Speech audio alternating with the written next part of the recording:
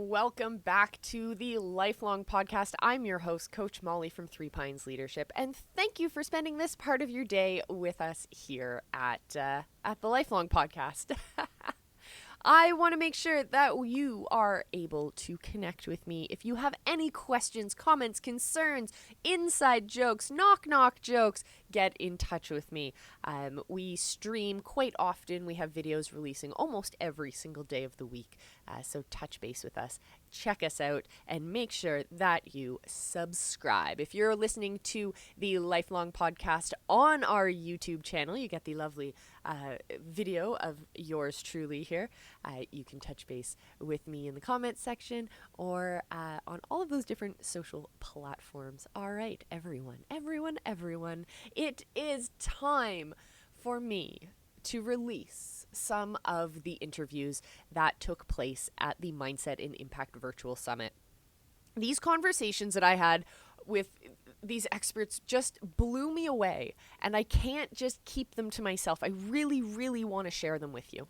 So I've gone through them. I've picked out the most impactful ones, the ones that make the most difference, the greatest conversations that we had at the summit, and I'm going to share those with you every so often. So keep checking back. Make sure you subscribe to the Lifelong Podcast on your favorite podcast platforms, and subscribe to us on our YouTube channel as well. All right, today I want to introduce you to Olivia Doublard. So Olivia is an interior designer. She is she's one of those people who's just all about the aesthetic. Like every photo she takes, she looks fabulous. Every outfit, she looks fabulous. Her design that she puts into her clients' houses and their projects, fabulous. Like she's just wonderful. In terms of her design aesthetic, fabulous. On top of that, though, she's also gone on a personal journey and started to develop her own Nlp practices. So I talk a lot about NLP, which is neuro-linguistic programming. It's kind of, some people think it's hoity-toity. To be honest, I think it's just a fantastic way to get yourself in the game, to keep yourself in the game, and to make sure you're making the most of the world and making the most of your time.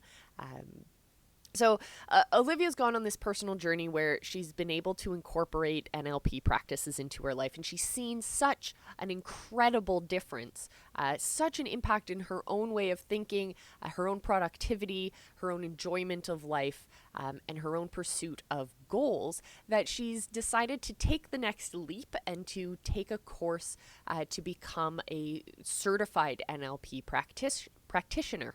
And that way she can start helping others learn about these techniques and incorporate them into her lives. And so she is at this unique crossroads where she's trying to understand how she can get these two paths of her life to intersect, because in those intersections is where incredible things can happen when it comes to connecting your passions and your business together.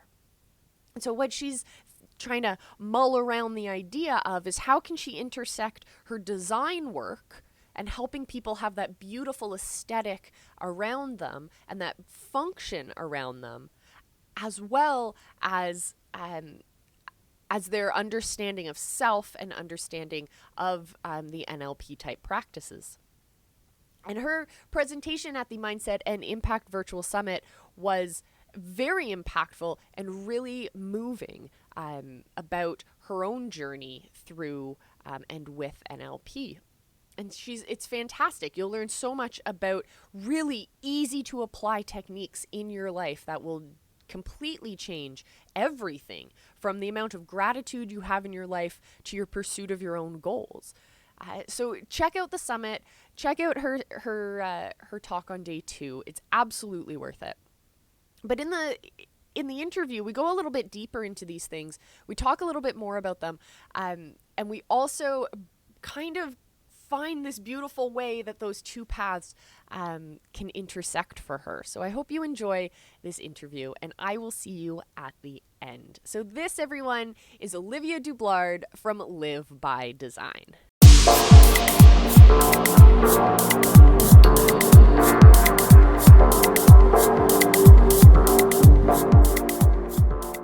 That's amazing. Was that good? Oh my That God, I that just talked was so much. but like you are so excited about how it's changed your life, and I love that you were able to break down the concepts into such easy to understand bites, like because you're seeing them from the front of the curtain, I should say. Mm, And when you go through the course, you're going to figure out why we do those things, like yeah, why we do the 5 by 5, um, like yeah, counting your 5 things. It's because it actually stops the thoughts in your brain. You can't hold two thoughts at the same time. You can't be upset and anxious while also being full of gratitude. So yeah. when we build those structures into our life, we're able to fall back on them a lot Mhm. easier. And I love that you bring up morning routines and journaling and those little baby step habits. I Yeah. see it as if you have a river, and all of these habits, all of these baby steps are rocks, and Hmm. you can, with those baby steps, you have the power to completely move the river in a completely different direction. And all it takes is one rock at a time, and Yeah. slowly over time and with perseverance, that river will change wherever you want it to go. Yeah, totally. Oh, that's fantastic. What are you Um, most nervous about when it comes to your training? I think that I'm nervous about like a couple things. I'm nervous about how to combine it with the design aspect in a way that's not confusing, because really they are two completely different things. They really don't have a lot to do with each other, but I am making people aware that they actually do have something to do with each other. So it's going to be a niche thing. There's not a lot of other people that do it. Like I was talking to like my coach that I'm going to be taking my training from, and I was explaining the idea, and he was like, "Oh my God, that's brilliant. Like we don't have anyone with that specialty, because usually people will have a specialty. So they might Mhm. specialize in patients with anxiety or whatever it is. But so that's what mine is going to be. Just like, yeah, like that's what it's going to be. And I'm just nervous of how to make that all make sense in a way for people to digest, and then how to like market myself so that they understand what I offer, Mm. because I'm going to have clients that want just the design aspect, and that's great. Love that. That's awesome. I'm probably going to have patients that want just the NLP part. That's great too. So it's like, do I have like the two divisions of the business? Do I make it one? Like, how far do I go with explaining it? Or is it something that I like explain on a case by case basis and say, like, here's what I can offer. We need to clean up this, and then we clean up this, and then you're like, everything is going to be different for you. So that makes me a bit nervous. And like I'm just really excited to start, and I just I love that we have the power of doing Zoom calls now, because I can basically start right away even if I can't see clients in person. So I'm excited about that. And I'm also like, oh my God, so much is coming up. I'm just like, what the hell? Like it's so much, but it's good. It's all good stuff. It's just like I didn't think that I was going to be doing anything else after I got into design and really sort of like created like a foundation for my career. I just thought that was going to be it.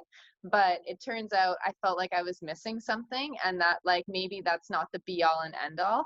So at the point I'm at right now is like, I love design, but I'm almost like wondering if it's going to take a step back, and NLP is going to be more of my main focus, and I'll still do design but on the side, or maybe on like a like client by client basis instead of multiple clients at one time, because I love it. It's just that like I feel like I'm meant to do something more, and this seems to resonate with me a lot. So I'm like, I wonder if I have more of a portfolio rather than a specific career where I have the NLP as like my main, this is what I do, and then I also do design on the side.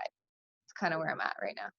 I love that when I asked you what you were nervous about, you recognized that and you told me what you were nervous about, but then you finished it up with the other side of the pancake, which is excitement. And that's Yeah. a lot of how NLP has benefited my own life, in that Yeah. way that if we change the way that we think, and we Mhm. change the way that we move, and we change the way that we structure our lives, we can really harness so much more power in Totally.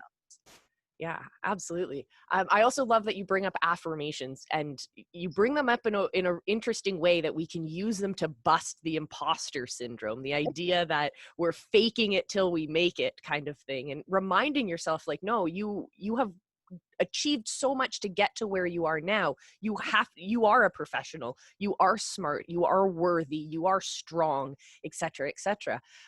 It rewires the way that we think when we're able to repeat all of that stuff, especially when we repeat them out loud, and then when we write them down in our journals and we use different modalities to express that same thought. But doing affirmations can feel really awkward when you Yeah. first start. What did it feel like to you? And then what did you do to get over that feeling? Well, like at first I was kind of like, what am I gonna say right now? Like I would be so like I've seen that people say like to do affirmations like in the mirror or like do a sticky note and then like stick it to something so that you're like seeing it every day. And that didn't really like resonate with me. I was like, where am I going to stick this thing? Like, what am I just going to stand in the mirror? And also because I live with a roommate, right? So like at our old place, we had like obviously the bathroom mirror and we had like a really tall mirror in our hallway. And when I first started doing this, we lived in that apartment and her bedroom was right beside the bathroom. And I would get up really early in the morning and I was like, I'm not just going to go start whispering to myself in the bathroom that's right beside her room. I just felt like that made it extra weird. So then I was like, okay, no, that's not how we're doing it. So I started it by writing it on like, just like a white piece of paper with like a colored marker and a color that I like. And I stuck them to my wall in my room. And then I would just like look at them and just like read them to myself in my head. And then once I started feeling more comfortable with that, I actually just started doing it in the car. And now like when I sit in the car and drive, if it's like a 20 to 30-minute drive, that's usually how long it takes me to do it because I have like different ones that I do. And then I have a few affirmations that I actually saw on Instagram that I was like, that is a thing that I need to be saying. So I saved them, memorized them, and now I implement those too. And like now I'll just be in the car and I'm like, I'm this, I am that. And I like totally go for it because no one's in the car with me, right? So that seems actually where it feels like the least awkward it doesn't feel awkward at all now. I would do it wherever, but it felt the least awkward in the car because it's my car and I'm the only one really who spends any time in there and it's a quiet space. You can't hear anything else. I just turn the music down and then I just like do my thing and drive and just like talk to myself like I'm the best. And it's actually worked out so well. I love it. I look forward to it now. It's like you're being your own personal cheerleader. Yeah, You're totally. you're Yeah. you're having a pep rally for your day. Yeah. Yeah, and it's good. Usually I start off with like when I first get in the car, I usually have like music on because it just automatically plays. So it's usually just whatever's in my library and all of my music is great, I have to say. So when it like music will come on and then I'll be like, "Oh yeah, I love this song." And I'll kind of like start dancing a little bit and then I'll be like, "Okay, it's affirmation time." And I like turn the music down and then I start going and it totally helps. It just gets you excited. Yeah. And then the other side of that is grounding exercises that you mentioned, and those opportunities we find to come back to calmness and come back into ourselves. And Yeah. gratitude journaling you bring up, which is something I love. I mention all the time for people who Mhm. have been listening to my stuff for a while. What do you tell yourself when you're not in the mood to journal, or if you skip a day? Like you mentioned, you're not being too hard on yourself, but what do you do to make sure that you get back on track and you stay motivated, especially when you start these practices? Yeah, so this is a big thing for me because falling out of alignment or falling out of flow is always really disappointing for me because I'm like, damn, it took me so long to get into that flow. And like when I'm in flow, because I feel a lot of energy and I'm like, I'm very like clairsentient, I like when I'm in flow, my body is usually like buzzing, like I can feel energy like crazy. So when I fall out of it, it's like, I'm always like, damn, that was so fun. And so to get back to it, I usually, well, like again, I can't be too hard on myself that I fell out of it because I tend to be a little bit like that. Like I've always kind of been a bit of a perfectionist with work and stuff like that. So when I like fall off track of doing things or I like fall off track of with my meal prep and stuff like that, I have to like actively not be too like hard on myself for doing that. And I just have to remind myself like, it's okay, we ebb and we flow, we come in, we go back out, it's like an energy exchange, like it's gonna come back. Another thing that has actually really helped me get through, especially the last few months, just because of COVID, my Reiki practitioner mentioned to me something about the fact that our energy is being called for a higher purpose right now. So when I'm feeling super tired and feeling super drained and feeling like I really don't care about anything right now, like super apathetic, it's probably because it's being pulled to other areas that it's needed. So I now have kind of looked at it in a way where I just remind myself like, okay, someone else needs this more than I do right now. So I'm okay with giving my energy to help lift this person up. It'll come back. And then I just kind of like go inward a little bit. And I just like, if I need to order dinner, I just order it and I watch my show. And then I just go to bed a bit early and I can like tell when I need to do that. Like my body almost gives me a signal where it's just like, enough of everything that's going on out here. And that's when I'm like, okay, I need to step back. So like if people like, say I had like a Zoom call or something booked with a friend, or like my friends were like, do you want to go to the park or going for a bike ride or something? I usually just say no, like thanks, but I'm good, because I know that I need to like turn inward and go to bed, like even if it's extra early, like 8:30 even, like if I'm like as if I'm a kid. But sometimes I just need to do it. And then in the morning I wake up and I feel so much better. And I just don't like give myself a hard time about not checking every box of my new sort of like my new lifestyle, I guess is a good way to describe it.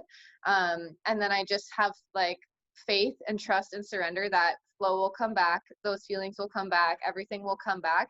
It's just like you've got to let it go sometimes and allow the natural cycle to flow with it. But it is hard for me. I do get disappointed sometimes. Sometimes I eat cupcakes about it. Big deal.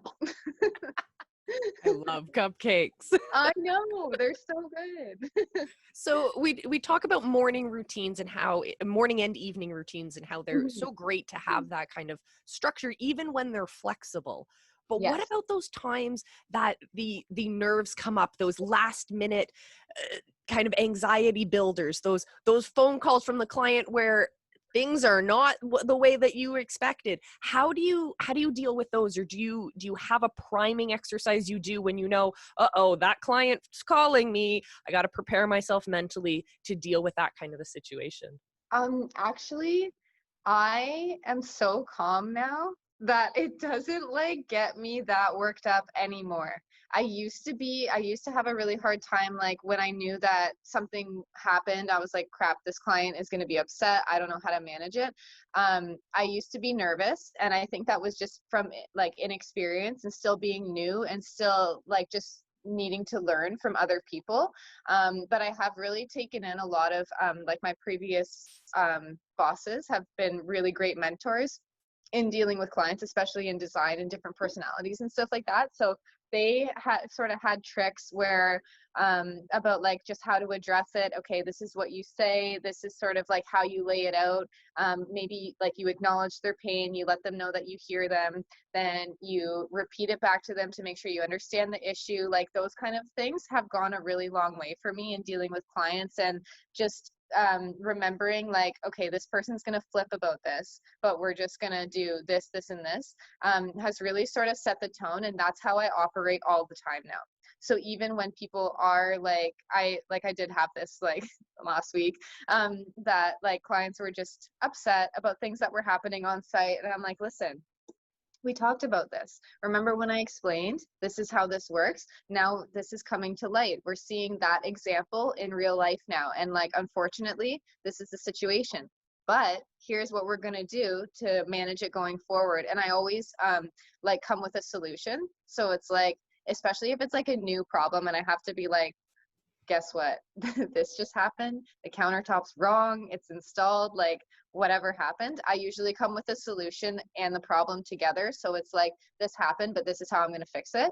Because in the past, it's like you want to let the client know right away sometimes when you're like, oh my God, this just happened, and you don't want them to see it before you can acknowledge it. So sometimes I would just be like, oh my God, this just happened and I don't know what we're going to do about it. And that didn't sit very well. So now I have kind of like tricks so that I know how to manage it. And also I've learned a lot of how to manage a project and like stop those things before they happen, or have sort of like ways to fall back and like fix those things just in case. And I usually prime the client and set their expectations before we get into a project or during the process. And like communication is huge. The more you communicate, the better everything goes, even if it's like 10 things happened all in 1 week and the client is so upset.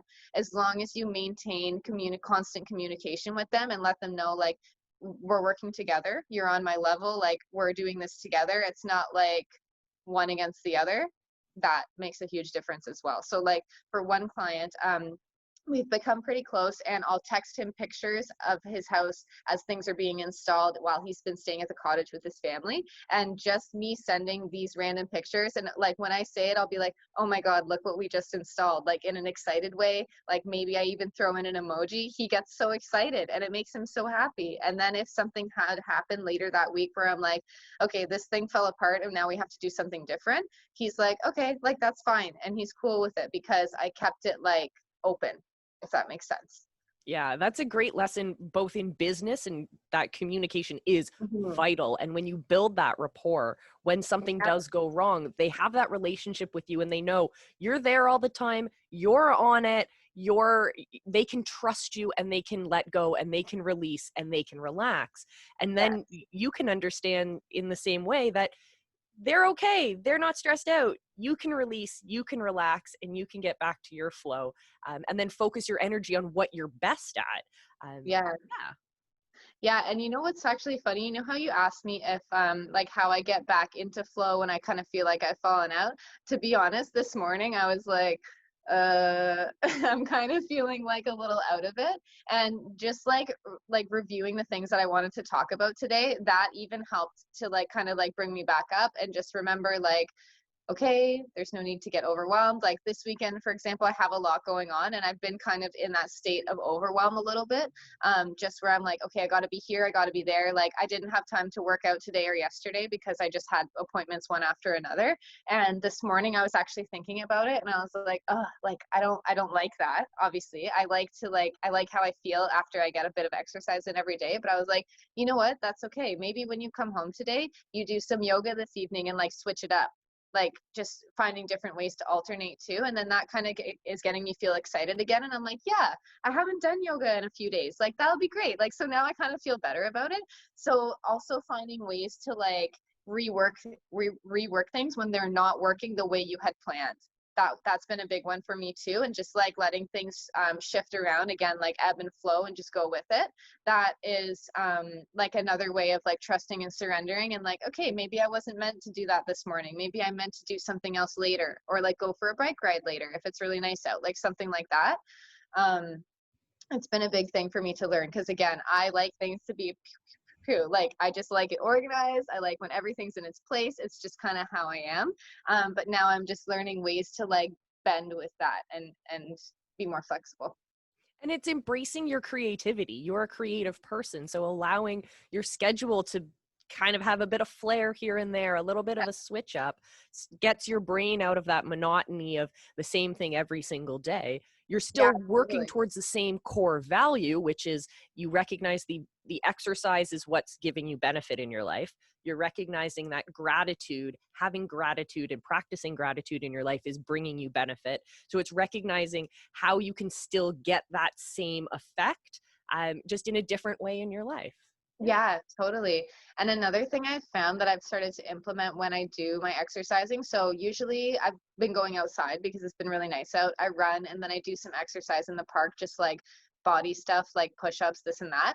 But something that I added to it. So like this would be kind of like, now I'm feeling confident with my regular routine and my things that I do every day, that I'm starting to like modify them a bit or see like what else I can do, which is crazy to me because at one point I was like, oh my God, there's so many like things that you like should be doing to like be your highest self. Like, how am I ever going to like keep track of all this stuff? But I just started doing one thing at a time and then it just started to flow. And now I feel like it's like, I don't even have to think about it. It just like naturally works. So after I do all my workouts, I usually sit in the park on the ground to ground myself, like feet on the ground, bum on the ground, sitting there. And I usually meditate and do like some breathing. So I'll do like 10 deep breaths and make sure that I get those in. And then sometimes I'll lose count and just keep going, which is even better. And now I've started to do some of the affirmations in the park while I'm sitting there after I work out. And that's been kind of cool because I do it in a place that has lots of trees and stuff like that. And I just, even though there's like people walking around like in the background, I face the way that looks at the trees and just like recognize earth energy a lot and help that, or allow that to help me feel really grounded, even though things are really weird right now and things are shifting around a lot. And that's really been helping my flow last longer. So that is something you can try too. After working out, I would recommend. As an interior designer, I have to ask you this question. Where is your happy place? Oh my God. That's a hard question. Like anywhere? Real or imagined? What place, describe the physical space that makes you happiest? Okay, so I would definitely say outside, like sun setting, lots of like plants. So whether they're like potted plants or they're like built-in plants in like flower boxes, water of some sort. So like it could be a pool, it could be like I don't know, like a pond or something like that. Like twinkle lights, you know, like those small, like tiny lights. Lots of cushions, lots of pillows, like an indoor, outdoor kind of living room. That's sort of always where I go when I'm like trying to be calm. Like somewhere that's like dimly lit, but like really cozy, really comfy. Warm weather. For some reason, it's always a place with warm weather. So those places that make you feel like you're like, am I in like a magical kind of garden? Like that's the kind of like place that's where I always go to. It sounds like my ideal cottage. Right? Yeah. I love that. All right. So I talk a lot about gratitude. You talk a lot about gratitude. So my final question for you is showing some gratitude here. What good thing has happened to you this year, despite all of the crazy shakeups that have happened? Oh my God. One good thing? Just Okay. one big One good domino. thing. Ooh, I need to think about that for a second because there's been a lot of things. Like I've gone through a lot of ups and downs this year. I've made a lot of changes. I would probably say that finishing my NLP um, coaching sessions with my own coach, just because it has had a major domino effect on so many different things in my life and the way that I handle things, the way I react to things, the way that I like get excited about things and forward plan things, my perspective on things. I would say the things that I am taking away from NLP are huge because they've affected every other decision that I've made after that. Oh, that's amazing. Well, thank Yeah. you so much for joining us at the Mindset and Impact Virtual Summit. We are so full of gratitude that you were able to join us. Oh, thank you. This has been really cool. It was totally unexpected, and I'm so glad that I decided to take the leap. I was nervous, but I was like, I think I need to do this.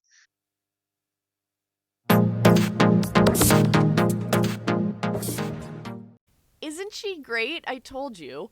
I hope you enjoyed that interview from the Mindset and Impact Virtual Summit. You can watch all of the presentations from all of the speakers as well for free. Just head on over to leadershipmade.com. That's leadershipmade.com. You can check it out yourself. And also, while you're there, connect with me on all of my different social platforms. Subscribe, all of that kind of fun stuff, because we're going to be releasing more of these interviews throughout the next couple months. So check back, subscribe, all of that fun stuff. And I will see you next time at the Lifelong Podcast at Three Pines Leadership. Yeah. All right, everyone. Until next time, remember, I love you and be